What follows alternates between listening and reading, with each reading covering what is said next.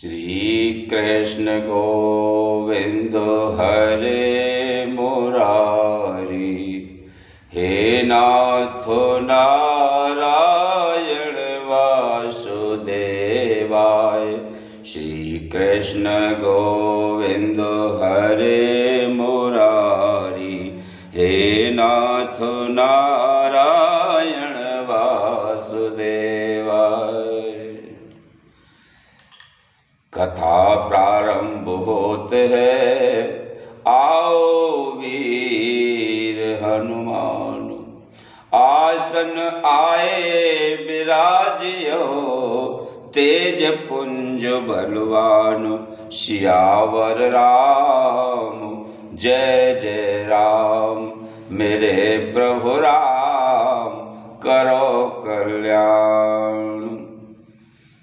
प्रिय भक्तों, परमात्मा की अमृतमयी कथाओं का आप रसास्वादन किया करें। मेरे बाल योगी श्री कृष्ण राज, परम भक्त शिरोमणि,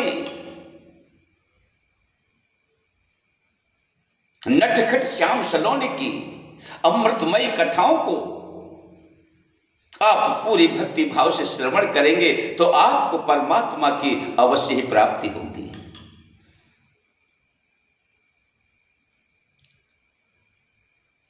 प्रिय भक्तों,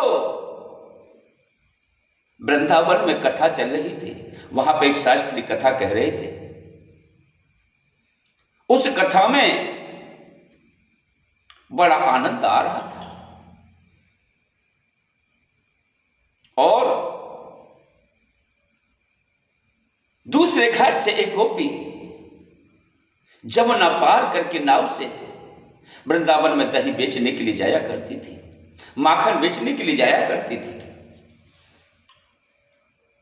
उस गोपी ने कथा होते हुए देखा तो वो भी वहां पर थोड़ा ठहर गई। क्यों? कि वहां पर बड़ा मनोहारी भजन चल रहा था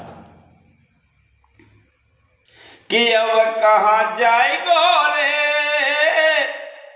और लीनो है श्याम पकड़ के।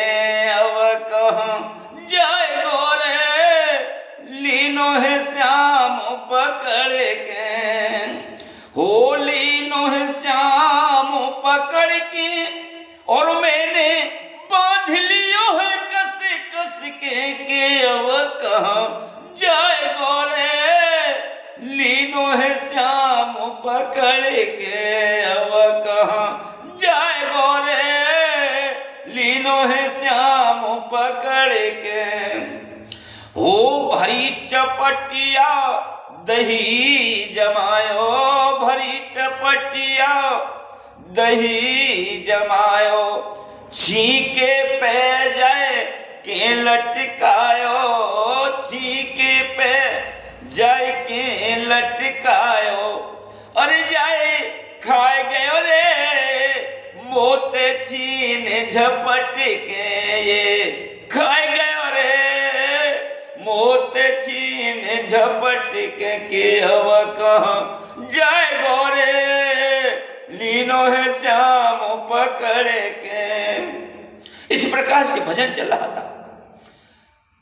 वह गोपिका नाव में आई और कथा को श्रवण करने लगी और नृत्य करने लगी। गोविंद मेरो है, गोपाल मेरो है, श्री बांके बिहारी नंदलाल मेरो है।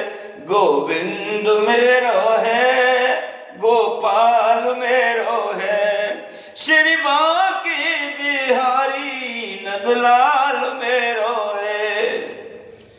इस प्रकार से गोपी मस्त हो गई और भगवान को उन्हें सप्रेम 5 मुद्रिकाएं भेंट की। भगवान कन्हैया ने उसका माखन जो 5 रुपए का बिका करता था उस दिन 25 रुपए का बिका। अब तो गोपिका ने उसमें से 5 मुद्रिकाएं अलग निकाल के रख दी। दूसरे दिन आना हुआ तो पहले दिन तो नाव में भाड़ा दे करके आती थी, जब कन्हैया की कथा श्रवण की तो यमुना जी में पैदल पैदल चलने लगी, तो आराम से पार हो गई। अब तो उसने उस दिन जो 25 रुपए का बिका, उस दिन 50 रुपए का बिका। उसमें से 10 रुपए निकाल दिए।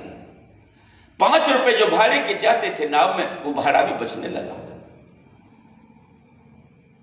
उस गोपी ने संकल्प कर लिया कि गुरु जी को मैं अवश्य अपने घर पर भोजन कराऊंगी। अब तो कथा पूर्ण हुई तो गोपी ने कहा उस व्यास महाराज से कि महाराज, आपको हमारे यहां निमंत्रण है, आप हमारे यहां भोजन प्रसादी करें। आप गोपी कौन है, कहां से आई हो, बताओ ना।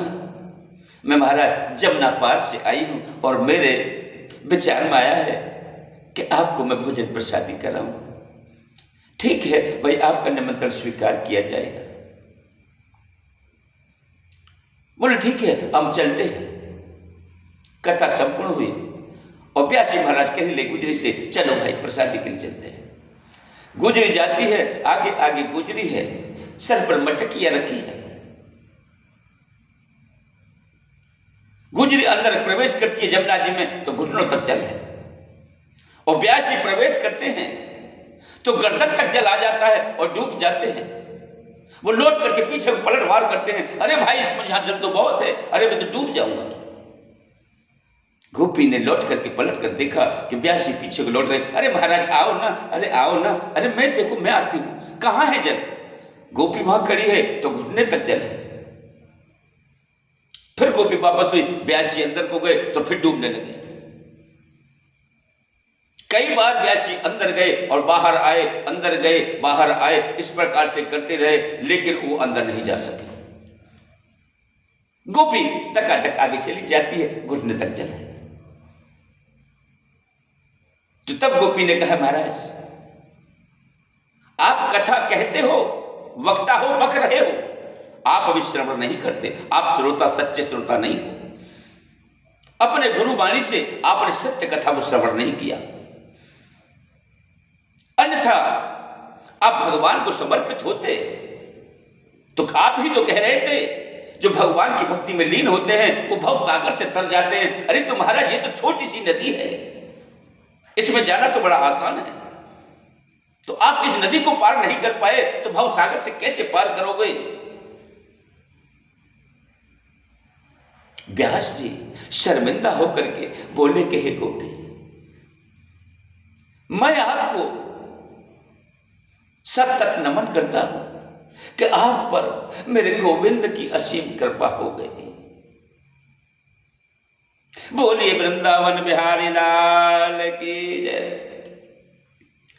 प्रिय बंधुओं, इस चैनल को क्लिक करके हमें अपना सहयोग प्रदान करें। ओम नमो नारायण, ओम नमो नारायण।